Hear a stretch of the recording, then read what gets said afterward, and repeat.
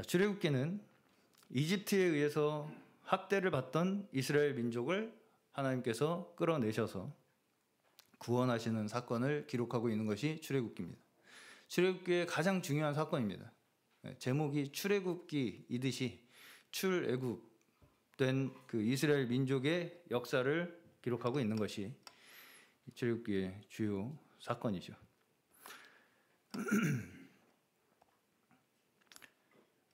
그리고 이제 이 사건, 출애굽 사건이라는 것은 그 이후로도 이 이스라엘 민족의 역사 속에서 계속해서 이스라엘 민족이라는 너희가 어떤 민족인지 기억하라 라고 할 때에 반드시 언급되는 사건이 이 출애굽 사건입니다. 자, 그래서 대표적인 구절을 하나만 찾아보겠습니다. 학계입니다. 학계에서 학계가 어디 있냐? 구약의 맨 뒷쯤에 있습니다. 2장밖에 없어요. 짧은 선지 예언서입니다. 맨 뒤에서 3번째 성경입니다. 학계, 스가랴, 말라기. 학계 2장입니다. 2장 3절에서 5절. 2장 3절에서 5절. 학계 2장 3절에서 5절. 제가 읽겠습니다. 너희 가운데에 남아있는 자 중에서 이 성전의 이전 영광을 본 자가 누구냐? 이제 이것이 너희에게 어떻게 보이느냐? 이것이 너희 눈에 보잘것 없지 아니하냐? 그러나 여호와가 이르노라. 스룹바벨아 스스로 굳세게 할지어다. 여호사닥의 아들 대제사장 여호수아야 스스로 굳세게 할지어다. 여호와의 말이니라. 이 땅 모든 백성아 스스로 굳세게 하여 일할지어다. 내가 너희와 함께 하노라. 만군의 여호와의 말이니라. 너희가 애굽에서 나올 때에 내가 너희와 언약한 말과 나의 영이 계속하여 너희 가운데 머물러 있나니 너희는 두려워하지 말지어다. 아멘. 그래서 출애굽 사건이 5절에서 언급이 되고 있죠. 자, 학계서의 배경을 간단하게 설명을 드리자면 이 이스라엘이 바벨론에 의해서 멸망하잖아요. 이스라엘이 바벨론에 의해서 멸망합니다. 그래서 포로로 다 끌려가요. 바벨론에 포로로 끌려갑니다. 근데 그러고 나서 바벨론이 페르시아라는 나라에 의해서 멸망을 해요 또. 그래서 페르시아 왕이 이 이스라엘을 다시 보내줍니다. 보내줘요. 그래서 이 이스라엘 민족이 페르시아의 왕에 의해서 다시 고향으로 돌아와서 다시 성전을 건축하는 이 이제 과정을 겪게 돼요. 그런데 이 학계서는 뭐냐면 다시 성전을 재건하도록 격려하고 독려하는 이러한 내용이 학계서입니다. 그런데 이제 여기서 3절을 보시면 3절을 오늘 2장 3절을 보시면 학계서 이 이스라엘 백성들이 바벨에서 이제 돌아와서 그 말은 포로 생활에서 돌아와서 다시 이제 성전을 재건하려고 하는데 그 재건하려고 하는 그 성전의 규모가 그 사람들의 눈에 보기에 너무 보잘것이 없어 보였다는 것입니다. 그러면 언제와 비교했을 때 그랬다는 것이겠습니까? 솔로몬 성전. 솔로몬 성전은 엄청나게 웅장하고 으리으리했었는데 우리 조상들이 지었던 성전은 으리으리하게 그냥 엄청나게 지었던 성전이 사람들이 이제 기억 속에 있는데 우리는 포로로 잡혀 돌아와가지고 지어야 한다는 성전이 고작이군요. 이거 지금 이렇게 이제 보인다는 거예요.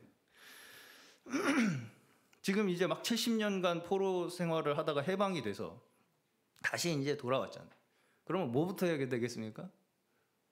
먹을 거부터 이제 어떻게 먹고 살아야 될지 찾아야 될 거 아니에요. 밭도 갈고 집도 짓고 그렇죠? 먹고 살 궁리를 해야 되지 않겠습니까?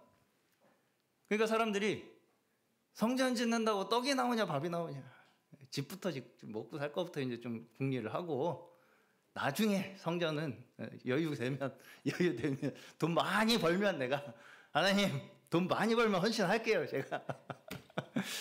그러고 있는 것입니다. 그러고 있는 거예요. 그러니까 별로 돈도 없을 거 아닙니까? 아니겠습니까? 성전을 지을 만한 자본도 없어요 별로. 그러다 보니까 솔로몬 때 지은 성전에 비해서 너무 초라했던 거예요. 여기에서 성전을 다시 재건을 하려고 하는 이 성전은 너무 초라했어요. 그때에 비하면. 지금 그렇게 이제 어쩔 수 없이 이제 이렇게 성전을 짓기는 지어야 하겠는데 이 성전이 썩 눈에 마음에 들지는 않고 별로 이렇게 힘이 안 나는 그런 상황 속에서 하나님께서 이 백성들을 향해서 이 4절에 3번을 반복해서 뭐라고 말씀하시냐면 스스로 굳세게 할지어다, 이렇게 말씀을 하십니다. 스스로 굳세게 할지어다. 스룹바벨아 스스로 굳세게 할지어다. 왕입니다. 이스라엘 왕. 여호수아닥의 아들 대제사장 여호수아야 스스로 굳세게 할지어다. 이 땅 모든 백성아 스스로 굳세게 하여 일할지어다. 너희들의 눈에 그게 좀 성이 안 찬다 할지라도 그게 중요한 게 아니란다 얘들아. 이 말씀이죠. 이 말씀이죠.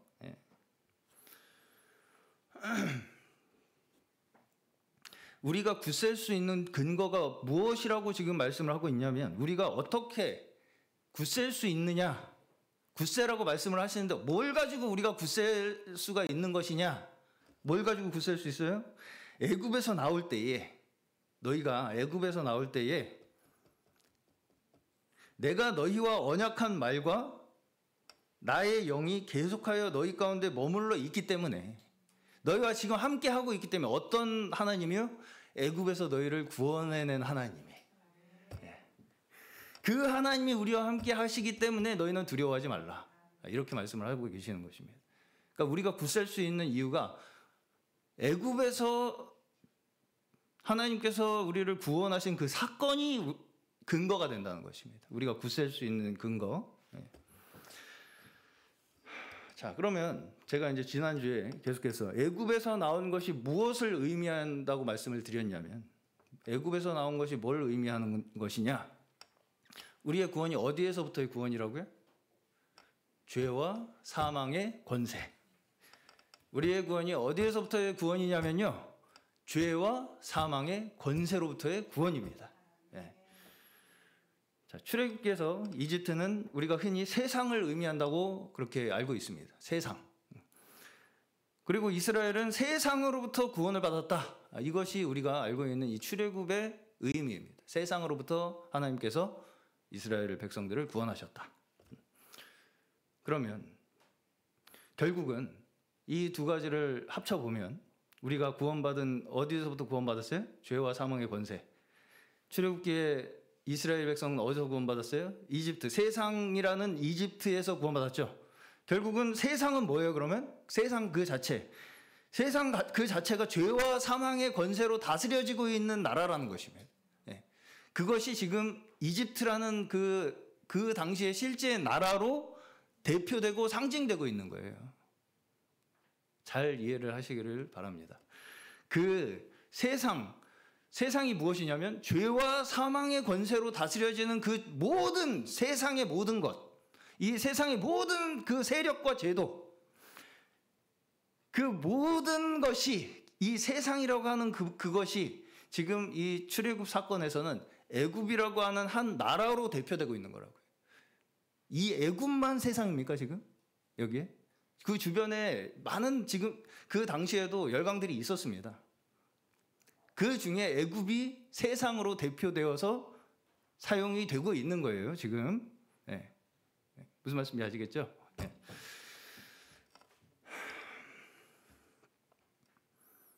자, 그러면 죄와 사망의 권세는 무엇입니까?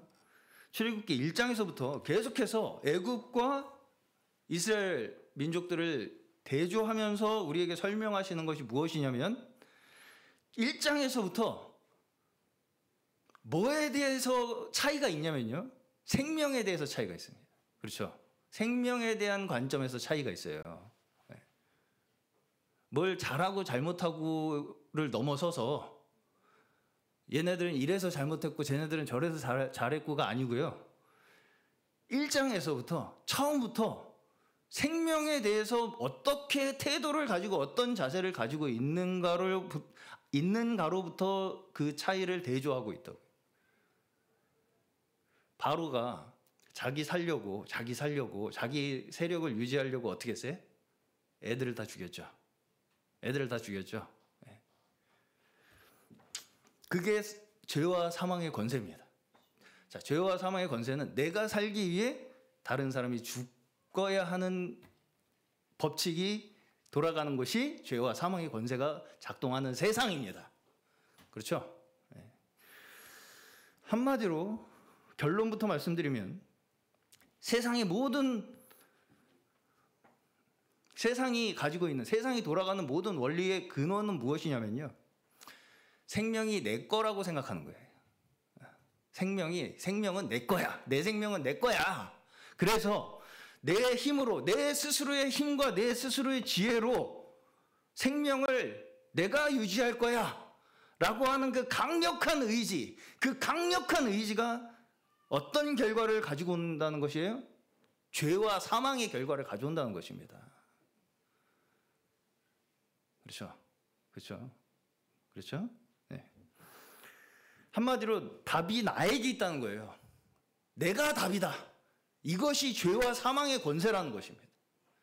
다 각자가 자기의 소견에 옳은 대로 행하는 거 있죠. 네.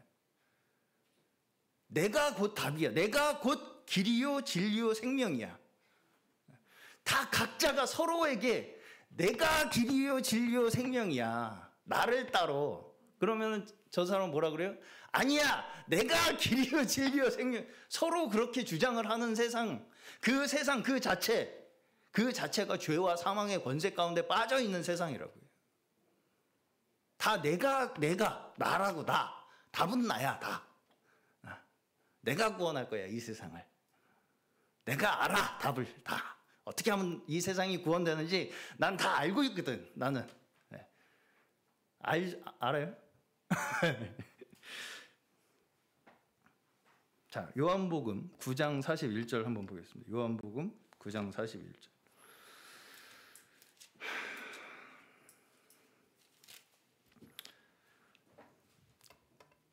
요한복음 9장 41절. 제가 읽겠습니다. 예수께서 이르시되 너희가 맹인이 되었더라면 죄가 없으려니와 본다고 하니 너희 죄가 그대로 있느니라. 너희가 맹인이 되었더라면, 너희가 못 본다고 했으면 죄가 없을 텐데 너희가 본다고 하니 너희의 죄가 그대로 있는 것이다. 이렇게 말씀하시죠. 자, 이 요한복음 9장의 말씀은 실로암 사건에 대한 말씀입니다. 이 실로암 사건에 대한 말씀은 제가 작년 초에 거의 한 달에 걸쳐서 자세히 나눈 바가 있습니다. 그래서 오늘은 그렇게 자세하게 설명을 드리지는 않겠습니다. 이 실로암 사건 마지막에 41절이 이 실로암 사건 마지막이에요. 이 9장의 마지막 구절. 이 마지막 구절이 무엇이냐면 이 실로암 사건에 대한 논쟁이 벌어져요. 바리새인들과 그 바리새인들과의 논쟁의 마지막으로 예수님께서 그들에게 하신 말씀이에요.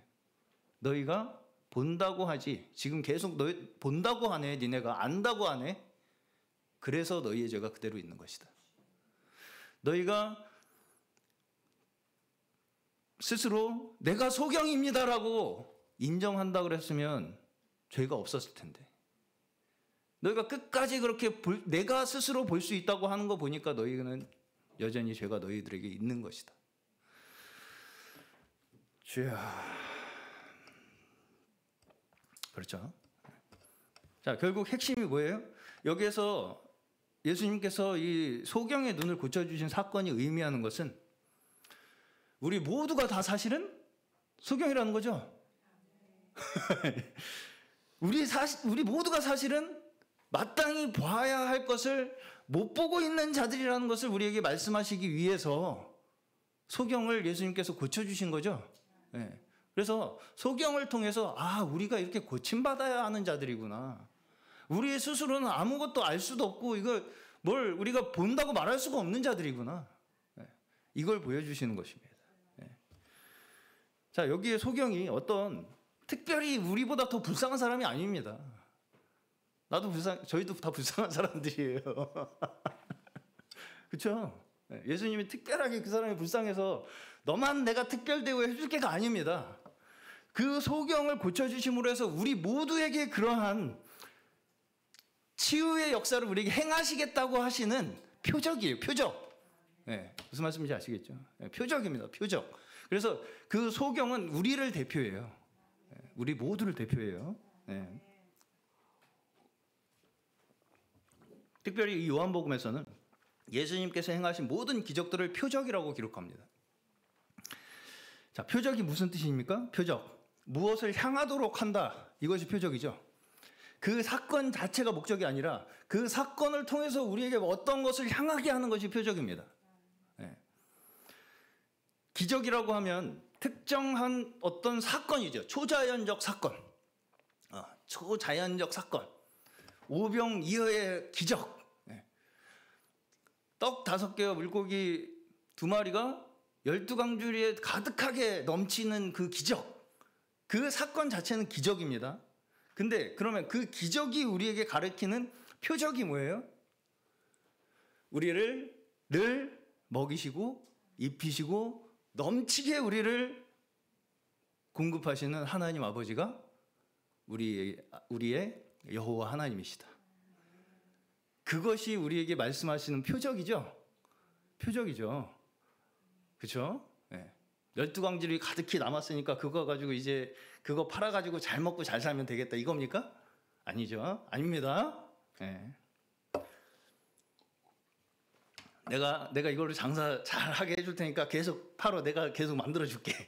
그렇게 했습니까 예수님께서? 네. 그렇게 살으라고 기적을 보여주신 거겠어요? 네. 아니겠죠? 아니겠죠? 네. 그런데 우리의 신앙이 잘못하면 어떻게 될 수가 있다는 거예요? 기적이 목적이 되어버릴 수가 있다는 것입니다. 우리는 제가 방금 그렇게 예수님 물고기 만드실 능력이 있으니까 우리가 그거 잘 팔아가지고 그렇게 해서 살면 되겠네. 그런 식으로 우리가 기적을 생각하게 되기가 쉽다는 거예요.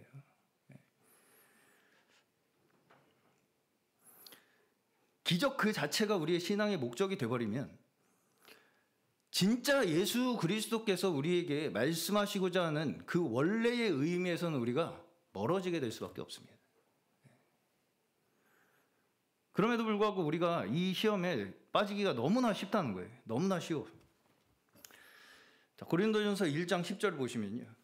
오늘 성경을 조금 찾겠습니다. 고린도전서 1장 10절 보시면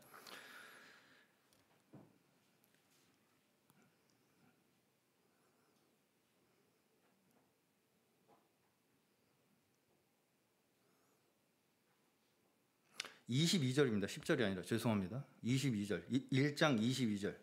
여기 보시면 유대인은 표적을 구하고 헬라인은 지혜를 찾는다. 이런 말씀이 나옵니다. 근데 여기에 이제 보시면 제 성경의 기준으로 이 표적이 또는 이적 이렇게 각주가 달려 있습니다. 자, 여기에서 유대인들이 구한 기적. 이 유대인들이 왜 기적을 구했겠습니까? 유대인들이 구한 기적이 뭐겠어요? 자, 유대인들이 구하던 것이 무엇이었냐면 한마디로 우리만 특별한 민족이라고 하는 우월감이 그들이 구하던 것이었습니다. 하나님께서 우리가 이렇게 열심히 하나님을 잘 섬기니까 우리만 특별히 이뻐하셔가지고 우리한테만 특별 대우해 주시네 하나님이. 그래서 나만 잘해 주셔. 나한테만 특별하게 기적을 베푸셔. 그래서 우리가 특별한 민족이라는 확인을 받고 싶어하는 그것이 이스라엘 민족들이 구하던 표적이었습니다. 그래서 우리가 그 기적이 우리가 신앙의 목적이 되는 것이 어떤 방식으로 우리에게 나타나냐면, 나만 특별 대우 좀 해주십시오 하나님. 나만. 근데 이렇게 열심히 했는데 이 정도 문제는 좀 이렇게 좀 하나님의 능력으로 한번 이렇게 한번 시원하게 그냥 한번 해결해 주실 만하지 않겠습니까? 이 정도면 제 얼굴 봐서 한번 해 주십시오. 좀. 그게 기적이 목적이 되는 신앙입니다. 기적이 목적이 되는 신앙이에요. 특혜를 바라는 거예요. 특혜.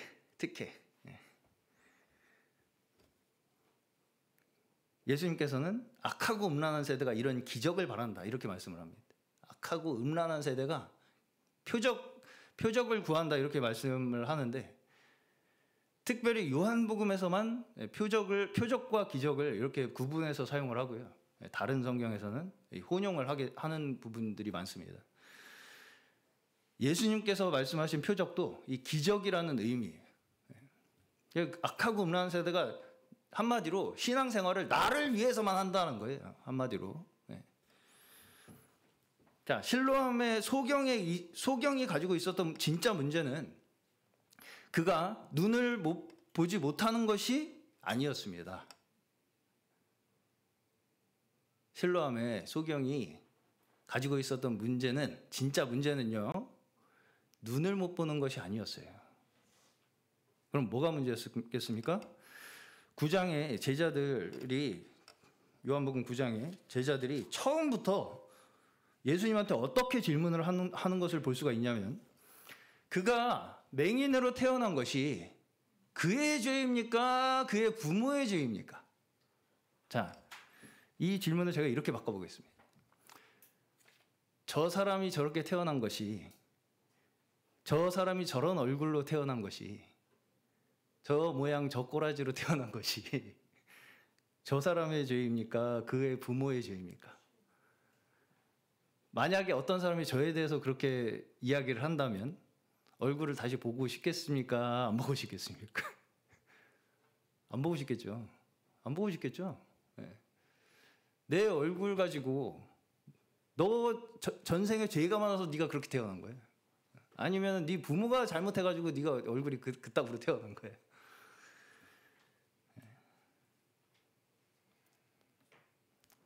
자, 왜 사람들은 타인의 고통에 대해서, 타인의 문제에 대해서 이런 반응을 보이겠습니까? 한마디로 얘기하면 그 문제의 원인을 다른 사람한테 떠넘김으로써 나는 그 고통에서 빠져나오겠다는 얘기입니다.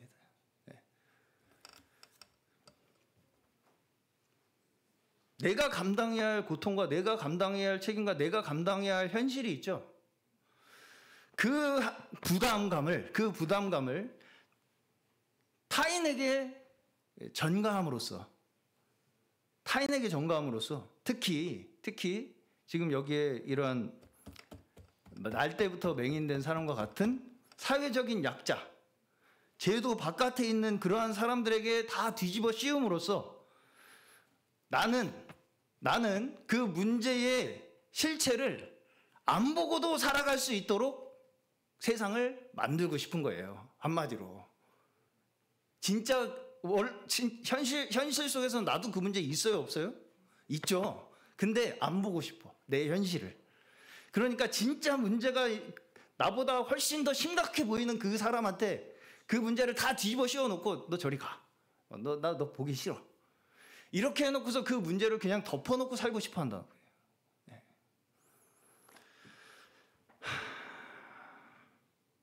자, 제 외할머니께서 몇 해 전에 소천하셨습니다. 백수를 하시고. 제가 그때 이제 장례 예배를 집례했었습니다. 그래서 입관식에서도 이제 제가 들어가서 그 염하는 이 자리에서 예배 함께 우리 일가 친척 어르신들하고 예배를 드리고 그렇게 입관식을 진행을 했던 적이 있습니다. 근데 제가 그때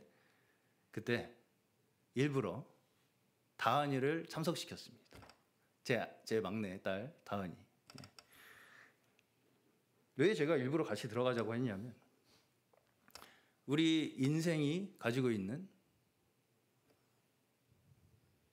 그 현실적인 한계, 그 현실이 무엇인가를 어렸을 때부터 저는 아는 것이 지혜를 배울 수 있는 것이라고 저는 생각했기 때문이었습니다. 당시에는 조금 충격을 받더라고요, 다은이가. 그런데 계속 뭘 물어봤냐면 왕할머니 언제 살아나시냐. 왕할머니 언제 살아나시냐 다시. 그걸 계속 물어보더라고요.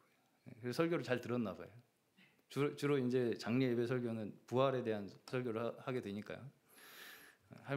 왕할머니 언제 다시 살아나시냐.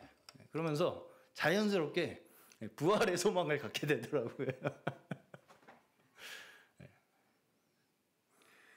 자, 저는 점점 이 사회가 우리가 진짜 바라봐야 할 그 현실을 직면하지 않을 수 있는 시스템으로 발전하고 있는 것처럼 느껴집니다.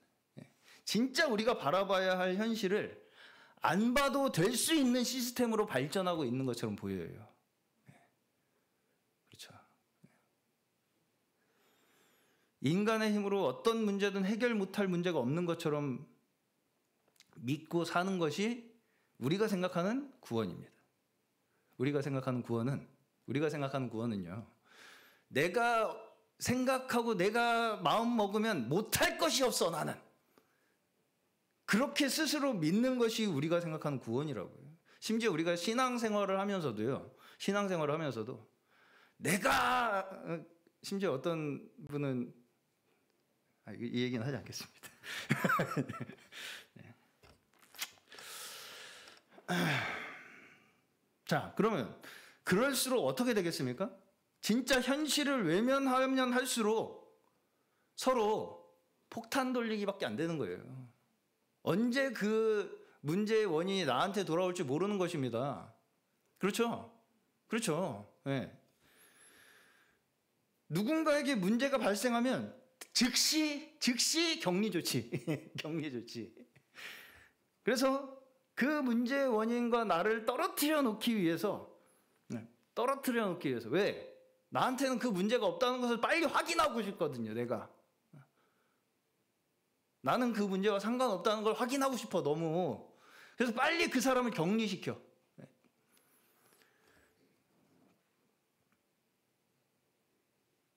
그것이 우리의 문제의 본질이라는 거예요. 어떤 문제가 어떤 사람에게 발생했을 때 그 사람을 즉시 격리 조치하고 싶어하는 우리의 마음. 나한테는 그 문제가 없다는 것을 빨리 스스로 확인하고 싶어하는 그 마음.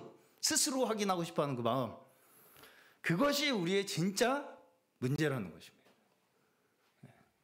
나는 너랑 달라. 너는 아마 네가 잘못했든지 네 부모가 잘못했든지 했으니까 네가 그런 거지. 지금 네가 그런 꼴을 당하는 이유는 그거야. 네가 잘못했든지 네 부모가 잘못했든지. 나는 아니야. 나는 너랑 상관없어. 라고 하는 것으로 나를 계속해서 스스로 보호하려고 한다는 것입니다. 그 문제로부터, 그 다른 사람의 문제로부터. 자, 욥기를 보시면 욥의 친구들이 욥이 까닭 이유 없는 고난을 당하는 것을 보면서 똑같은 말을 하게 됩니다. 네가 그렇게 고난을 당하는 건 다 네가 잘못했기 때문이다. 이렇게 욥의 세 친구들이 욥에게 그렇게 조언을 해주는데, 그러니까 네가 회개해야 된다. 너 회개해. 그러니까 너 잘못해서 지금 너 그렇게 벌 받고 있는 거니까 회개해. 너.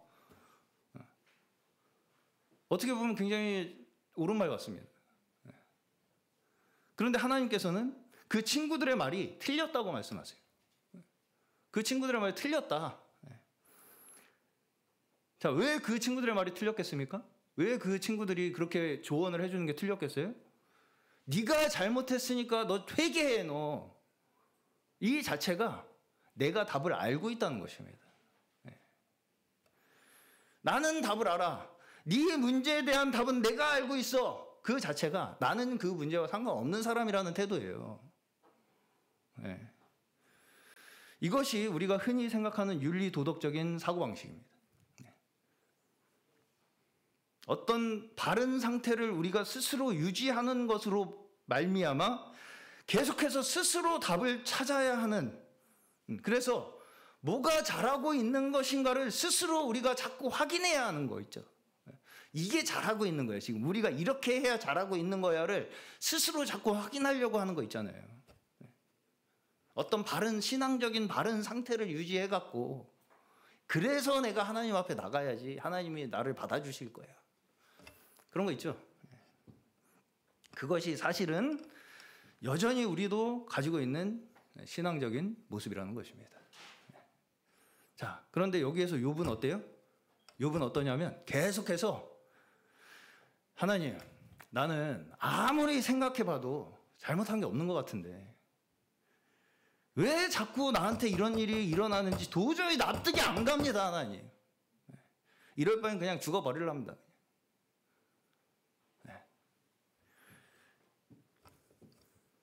계속 물어봐요. 하나님께. 욥이. 그러니까 하나님께서 뭐라고 대답을 하시냐면, 네가 땅에 기초를 놓을 때 어디 있었냐? 네가 깨달아 알았거든 말할지니라. 그 욥기 38장 띄워줘 보시죠. 내가 땅에 기초를 놓을 때 내가 어디 있었느냐? 내가 깨달아 알았거든 말할지니라. 깨달아 알 수 있다는 것입니까? 없다는 것입니까? 없다는 것입니다. 우리는 답을 알 수 없는 자들이라고요. 예. 신약에서는 이 욥이 가지고 있는 이 태도를 인내라고 설명합니다. 욥이 뭘 인내하는 것 같습니까, 지금? 욥이 뭘 인내했어요? 뭘 인내했습니까? 나에게 내가 스스로 답을 내림으로써 내가 스스로 답이 되고 싶은 그 욕구를 참은 것입니다, 지금. 한마디로. 그렇죠? 하나님께 투정을 부리는 한이 있더라도 내가 답을 내리지 못하는 존재라는 것을 스스로 끝까지 인정을 하는 거예요. 그러면서 하나님 앞에 나아가는 것이죠. 그러니까 하나님께서 네가 이 세상에 기초를 놓을 때 네가 거기 있었냐? 알아, 네가 그걸 다? 모르는 것을 모른다고 그냥 솔직하게 인정하고, 그저 우리는 나에게 지금 당면하에 있는 현실의 문제를 바라보는 것이 우리가 인내하는 것입니다. 우리의 인내는 거기 있는 거예요. 내 마음에 들게 이 세상을 조작하고 내 답에, 내 구미에 맞게 이 세상을 만듦으로써 답을 찾는 것이 우리의 믿음이 아니고요. 부족하고 내가 보기에 답이 없고 왜 이러는지, 이 세상이 왜 이렇게 돌아가는지 모르겠는, 미쳐 발딱 뛰겠는 이 세상 속에서 끝까지 그럼에도 불구하고 왜 이럽니까 하나님? 이라고 하나님 앞에 나아가는 것이 인내라고요. 무슨 말씀인지 아시겠죠? 다른 사람들이 모두 그가 소경이 된 이유를 그 사람이나 그의 부모가 뭔가를 잘못했기 때문이라고 하면서 그 소경과 자기를 분리해서 그 모든 문제의 책임을 그 사람한테 전가하려고 하는 것은 나는 그 문제에서 빠지겠다는 것이죠. 그러면서 어때요? 이 바리새인들은 외적인 조건들로 신앙의 어떤 그 확인을 자꾸 채우려고 하는 것입니다. 성전을 웅장하게 건축하는 것, 이것이 우리의 신앙을 지켜줄 것이다, 이렇게 생각하는 것이죠. 이스라엘 민족들이 학계서에. 솔로몬 성전 정도는 돼야 우리가 신앙생활을 할 맛이 나는 거지, 이게 지금. 이거 가지고 우리 보고 신앙생활 하라는 거예요, 지금? 그런 거죠. 교회 봉사나 헌신과 같은 것들조차, 교회 봉사나 헌신과 같은 우리가 열심히 뭔가 교회를 위해서 뭔가를 하는 그런 모든 행위들조차 그것이 내 현실을 외면하게 하는 원인이 된다면요, 그것은 인내라고 말하기가 어려울 수 있습니다. 잘못하면 그것이 우리의 우상이 될 수도 있습니다. 그걸 열심히 하면 내가 원하는 어떤 결과를 내가 얻어낼 수 있을 거라고 하는 거. 그게 우상이거든요. 그게 우상이거든요. 예수님께서 만나시고 가르치시고 대화하시는 모든 인물들은 단 한 사람도 빠짐없이 우리 모두를 대표하고 있습니다. 우리 모두를 대표해요. 자, 우리는 구경꾼으로 부르심받은 자들이 아니에요. 소경이 어떻게 잘 고쳐지나 구경하라고 이 말씀이 써 있는 것이 아니고요.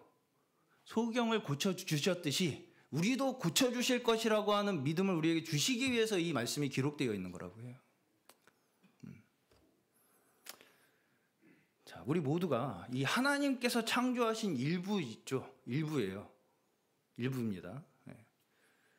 그 하나님께서 창조하시고 지금도 써내려 가시는 그 하나님의 역사의 한 페이지를 장식하기 위해서 우리가 이 자리에 부르심 받은 자들인 줄로 믿으시기를 축원합니다. 우리도 여전히 이 하나님의 역사를 기록하고 있는 자들이에요. 우리 자신이 하나님의 말씀입니다. 이것이 우리의 믿음이 되어야 할 줄로 믿습니다. 이것이 우리가 부여받은 거룩한 하나님의 백성으로서의 영광된 자격이에요. 그 나라의 일부로 우리를 쓰시고 계신다는 믿음. 이것을 기억하라는 것입니다. 이걸 기억하라는 거예요. 이집트에서 불러내서 죄와 사망의 권세로부터 구원하신 하나님께서 왜 우리가 이해할 수 없는 과정을 우리에게 거치도록 하고 계시는가? 그 목적이 무엇이냐면 우리를 거룩한 하나님의 백성이라고 하는 그 영광된 신분으로 우리를 살아가도록 하심으로써 그 영광된 신분으로 우리를 살아가도록 하심으로써 하나님의 창조 질서를 이 땅에 회복하시고 다시 처음에 우리에게 원래 허락하셨던 그 영생의 축복을 우리에게 누리도록 하시기 위해서 그 영생의 축복을 우리가 함께 누리도록 하시기 위해서 우리를 그 죄와 사망의 권세 가운데서 구원하셨다. 그 하나님이시다. 그것이 우리에게 계속해서 기억되어야 할 그래서 그 기억으로 말미암아 그 구원에 대한 그 의미로 말미암아 우리의 모든 인생이 끝까지 이끌어져 나간다는 거예요. 이 생명으로 말미암아 우리의 인생 가운데 하나님께서는 풍성한 열매로 맺도록 하시기 원하시는 거예요. 이 생명. 하나님께서 허락하신 그 영생의 축복. 그것을 위해서 그 열매를 맺게 하시기 위해서 우리 한 사람 한 사람을 우리의 주어진 현실 가운데 두신 것입니다. 거기에 두신 거예요. 거기에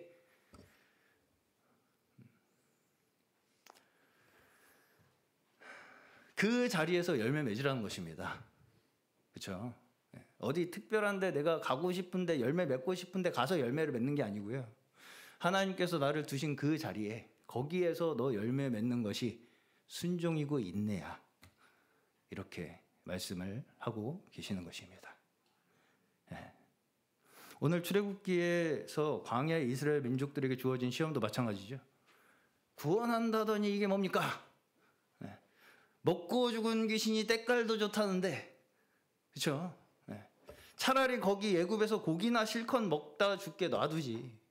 왜 여기로 끌고 나오셔가지고 지금 이게 뭐 하는 겁니까 이게 지금? 이 질문이 이스라엘 민족만의 문제입니까? 우리도 지금 이 똑같은 질문을 하고 있습니다. 그렇죠?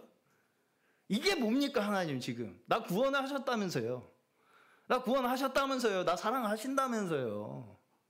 근데 왜 이런 일이 자꾸 나한테 일어나냐고요. 하나님 돈 좀 주시고 좀 떵떵거리게 좀 자식도 좀 쫙쫙 이렇게 성공하고 좀 쫙쫙 그냥 고속도로 하이웨이 달리듯이 그냥 쫙 인생을 그냥 평탄하게 쫙 좀 달리게 해주셔야지 내가 하나님 믿는다고 하는 어떤 그런 좀 이 자부심을 가지고 좀 살 수 있지 않겠습니까? 전도도 좀 쉽게 되고, 그렇죠? 그렇죠? 네. 내가 해달라는 대로만 해주시면 만사 다 오케이일 텐데 참 하나님 일 이상하게 하시네. 왜 이렇게 일을 복잡하게 만드시죠, 하나님이? 내가 해달라는 대로만 하면 세상 다 만사 오케이일 텐데, 그렇죠? 그게 우리가 생각하는 믿음이라고요. 자, 이것은 누가 답을 가지고 있다는 거예요, 지금? 내가 하나님보다 하나님은 클라이언트 아니 이제 뭐야, 그렇죠? 뭐라 그러죠? 오더를 받는 입장이고 우리가 오더자죠, 지금. 오더를 우리가 주면 하나님은 그거를 처리하는 분이야, 우리의 오더를. 주문했으면 바로바로 요청사항이 이렇게 반영이 돼야 되는데 거참 하나님 일 잘 못하시네. 그거 참 답답해 죽겠네 진짜. 그렇죠? 우리가 그런 식으로 기도를 한다고요. 그럴 때 하나님께서 우리에게 어떻게 말씀하신다고요? 내가 땅에 기초 놓을 때 너 거기 있었냐? 내가 땅에 기초를 놓을 때 너 거기 있었어? 깨달아 알았거든 말할지니라. 사람이 없는 광야에 비를 내리고 그 사람이 없는 광야에 풀이 나게 한 것이 누구냐? 너냐? 네가 했어 그걸? 자, 우리는 현실을 감당하기 위해 이 자리에 보냄받은 자들이에요. 우리의 현실, 그렇죠? 아무 소망이 없는 것 같은, 우리가 보기에는 여기다가 비를 내려봐야 아무 소용도 없을 것 같은 그 자리에, 그게 우리의 현실이에요 지금. 죄와 사망의 권세의 실체가 그 자리에서 우리에게 무엇인가를 계속해서 보여주시는 거예요. 죄와 사망의 권세가 무엇인가를 보여주심으로써 우리를 거기에서 매일매일 이끌어내시는 것입니다. 거기서 매일매일 우리를 이끌어내시는 거예요.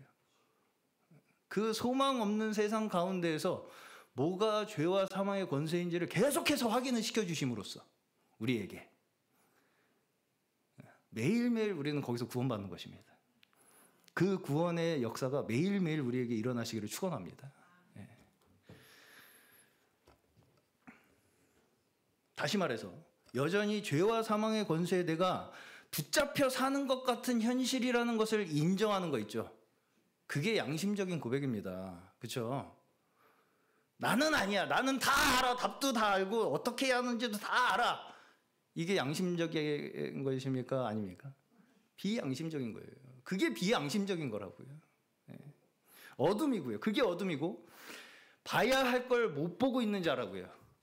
정말 소경이라고. 그게 소경이라는 것입니다.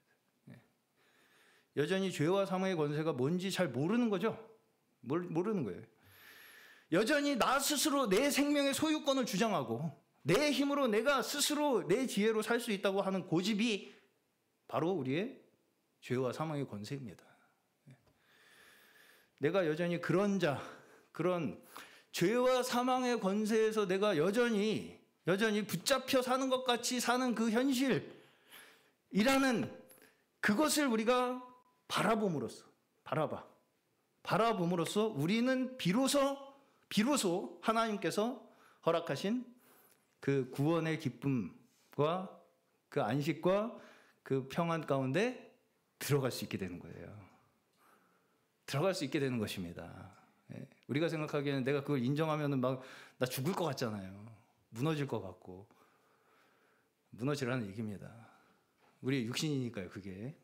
그렇죠?